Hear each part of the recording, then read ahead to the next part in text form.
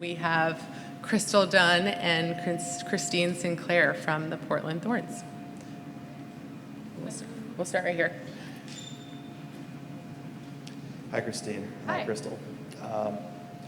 You two are players who have played your fair share of big games in your careers, to say the least.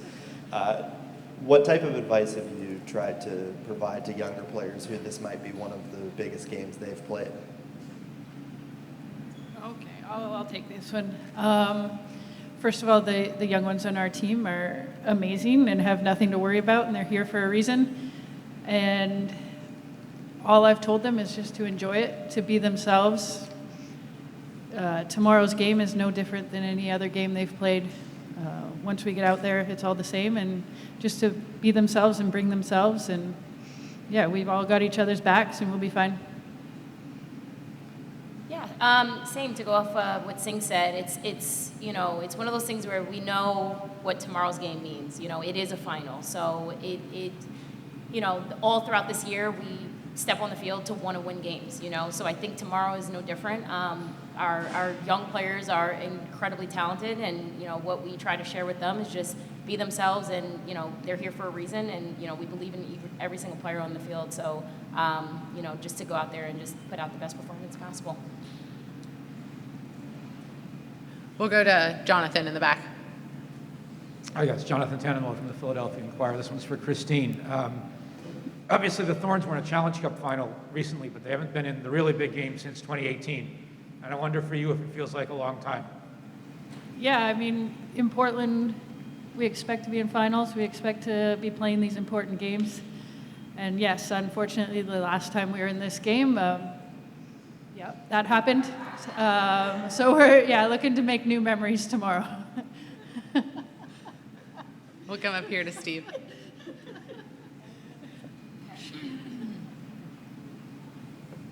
For Christine, what's it been like around the team and dealing with off-field distractions while also pursuing a championship and maybe compartmentalizing and handling everything that's been going on with the team on and off the field? Yeah, I mean, I think obviously this year's been an interesting one for us, but with the staff's help,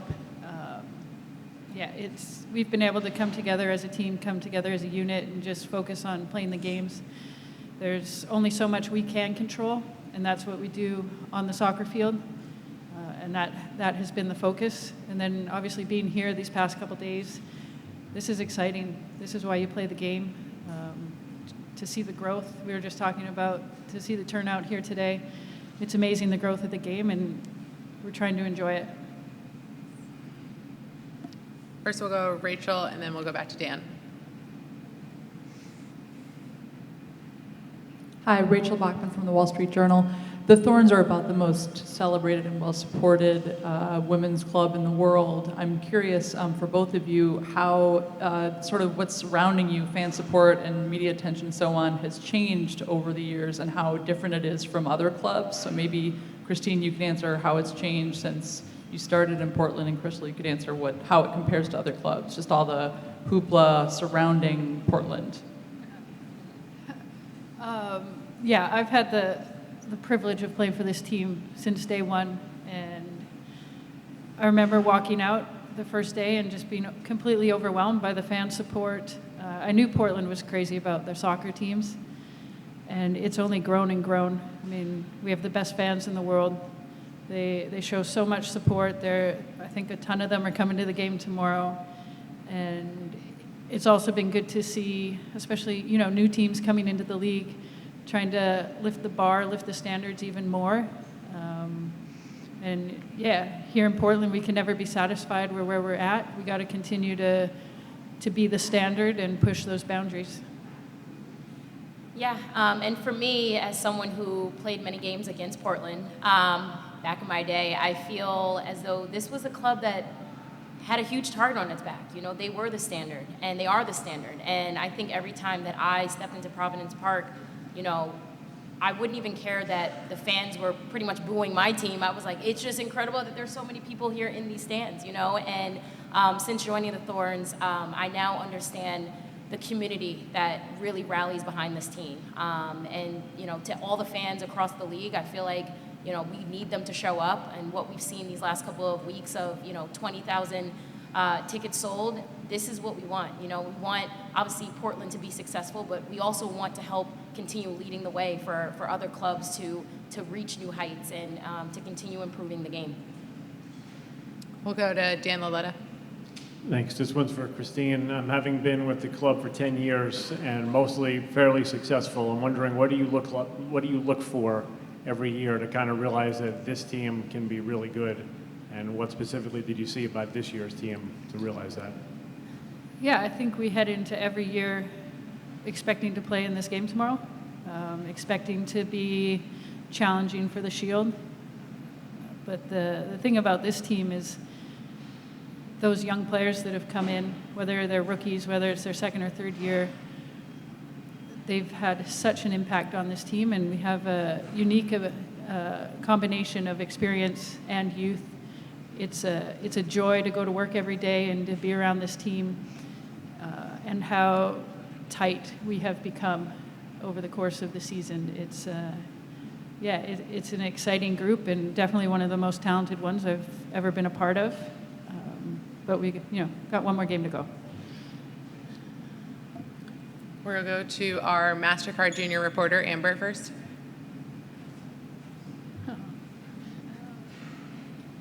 Hello, Crystal and Christine. My team has played against teams in important tournaments who have broken down as a unit because they got frustrated and angry at each other. Your team seems to have such a positive energy. How does your team communicate their frustrations or suggestions of improvement to each other on and off the field? Great question. I think as players, we obviously, have goals we want to achieve. And if we fall short, I think it's important that we remember that we can always learn from mistakes and learn from games that don't go our way. So I think throughout this year, we've had, moments where we're flying and we're feeling amazing. And then there's, games that maybe we don't win. And I think it's easy for us to, get down on ourselves, start pointing fingers. But I think what's great about our team is that, there's so much strength in building and creating a better chance the next time around. So I think for us, it's just leaning on each other and just, staying true to who we are and never pointing fingers and kind of just growing from those moments that don't always seem so fun. Thank you. Thanks, Amber. Good luck tomorrow. Thank you. Before we go to the next question, just everyone on Zoom, a reminder to use the Q&A if you have a question. I can't unmute you because we'll get who knows what kind of feedback in the room. We'll go to Jackie. Hi, Christine. Hi, Crystal. Thanks so much for taking the time. Christine, I knew you were talking a little bit about this in terms of the joy that comes with playing on this team and just, what some of the heaviness surrounding things off the field. Just as players, how do each of you find joy when you think about stepping on the pitch and really being around that team environment? Joy. Like I said, there's only so much we can control. What happens outside of the players on this team, we have no control over, and things will be sorted out in the off season. But this team has really connected this year and rallied around just playing soccer, just finding joy and having fun and showing up every day to obviously put in your best, but also to enjoy it. I think sometimes we get caught up in how serious and stressful this profession can be, but ultimately we're playing a game for a living, and if you're not having fun, what's the point? So we've every day just tried to find the joy in what we're doing. And Crystal, for you, obviously being a newer mom, just how does that really influence just, are you kind of like a mom to the team now, or what does that look like for you? Sorry, I had to ask. Unfortunately, I do feel like a mom to now everybody. So I've also realized when you become a mom, no one cares about you anymore. Everyone's like, where's the baby? I'm like, well, I'm here too, so cool. But no, I think for me, obviously taking on this whole completely new perspective, I'm a mom. So I think what I've realized in these last 5 months is that I'm no longer kind of hanging my head down about, an off pass, an off game or anything like that. It's kind of like I get to step off the field and kind of approach a happy, smiling baby every single day. And I think that's been my joy that I've leaned on a lot this year. But I think, I mean, our group is incredible. Obviously, I'm known as kind of the class clown, I think, on my team. And I feel like for me, what I try to bring is that energy of just reminding people that, yeah, we play a game for a living. Like, it's supposed to be fun. Yes, that there is pressure, obviously, with every profession, but at the same time, you do have to enjoy it. You have to stay in the moment and not get too ahead of ourselves. And I think the reason that we are here competing in this match tomorrow is because we've been very present with everything that we do. We've trusted in the journey. We've enjoyed each other along the way. And, we're really excited for the game tomorrow. Thanks, appreciate it, and good luck. I'll take one from Zoom because it piggybacks on motherhood a little bit. From Lindsay Schnell from USA Today wants to know if you ever found out if your son was awake or napping during your game winner. Oh, man. I mean, the baby sleeps through all of the time that I'm subbing into a game, so it's pretty, sad to know that, like, my nanny comes down and she's like, he was sleeping when you went in, and I'm like, oh, bummer. But I'm pretty sure he was awake last game, so I think, I think the boom from the crowd I was actually gonna probably say, woke the him crowd. up, so if he was sleeping, he was not for very long. But, no, but it's fine. He's 5 months. I can't expect him to do anything but drool and sleep and all that stuff.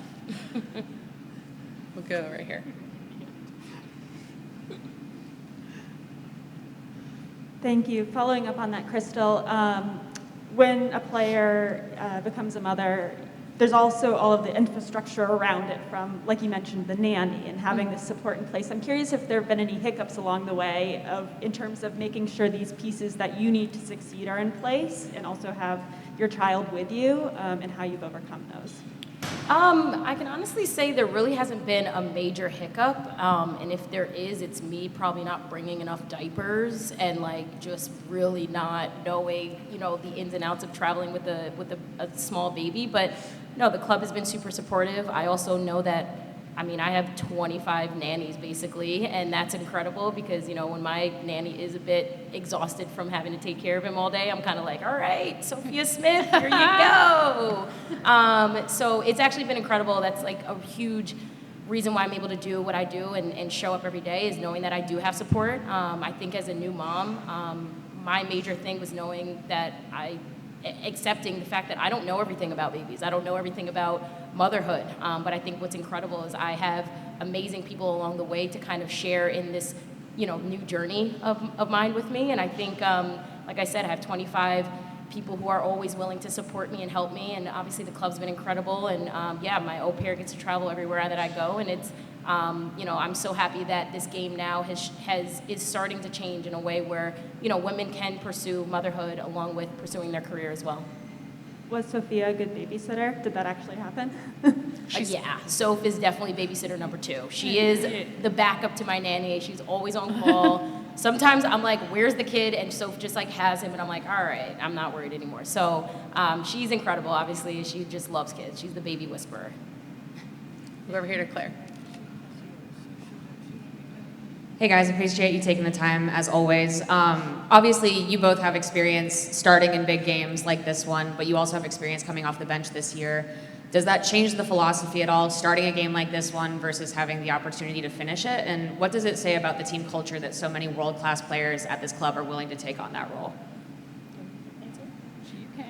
I think at the end of the day, what's been great about our team is that everyone's willing to adapt to whatever role that they may have to play from game to game. I think for me, coming back, I've always been very communicative with my coaching staff to just let them know, I'm ready for whatever, and I think you have to be adaptable. I think you don't reach this level if you can only handle one role or you can only think one way, and I think that's what's really great about me and Sync is that we we're always supportive of the team, and whatever the team needs, we're willing to fulfill that role, and we always execute it to our best ability, and that's really what's expected of us. And I think when players see us able to adapt and fill roles, I think it just helps the younger players be able to step outside their own self and be like, hey, maybe this isn't a role that I love, but I'm going to do what I have to do for the team. And I think that's what's been great and has allowed us to be successful this year is that adaptive mentality. I'm a veteran now. Sandra's there. Woo, Sandra. Sandra at CBS Sports. It's cool to hear the two of you talk about the growth of this type of event, even like referring to the growth of the media and all the stuff leading up to it. And we've heard a lot in the build-up to this game coming up on Saturday about the different type of energy that there is around this game after 10 years of the league's existence. And for two players who have been a part of this type of event before, does something like a Saturday night primetime kind of game, like more accessible on something like CBS in a big city like DC, does that add like a new layer of nervousness or a different type of excitement for the two of you who've been here before? I don't know about you. It doesn't add nervousness. I think we've both been fortunate to play in some pretty big games in our careers, and this added exposure is exactly what the women's game needs, and it just adds excitement. I was fortunate to play in the first championship game, and I think outside of the people in Portland, no one knew that the game was happening. So it's what this league, it's what us as players deserve.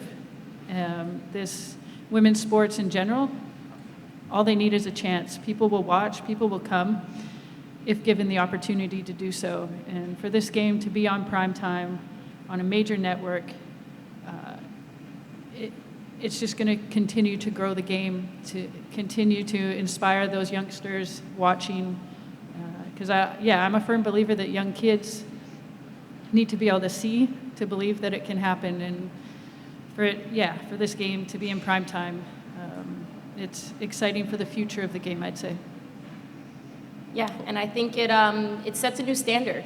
Obviously this game tomorrow being at prime time is incredible.